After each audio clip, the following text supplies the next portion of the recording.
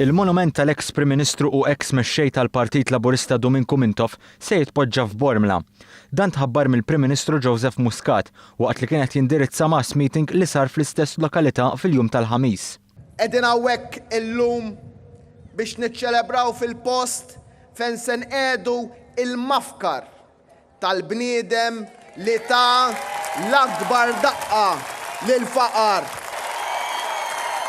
li hemm biex il-ħaddiem jimxi il-qoddim. Il-mafkar ta' Dom Mintoff inqeduħaw belt Welidu biex nieħdu l-ispirazzjoni tagħna sabiex dak li ħaddieħor jaħseb li huwa impossibbli nagħmluh possibbli.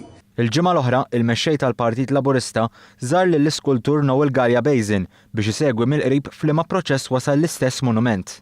L-għażla li l-monument tal-Perit Domingos Mintoff jitpoġġa f'Bormla għandha sinifikat qawwi hekk kif hija l-belt li fiha twieled. Huwa twieled nhar is-6 ta' Awwissu 1916 u miet fl-età ta' 96 sena. Qabel ma beda l-karriera tiegħu fi ħdan l-amministrazzjoni tal-Partit Laburista huwa serva għal żmien qasir bħala uffiċjal fil-każin tal-Partit Laburista ta' Bormla.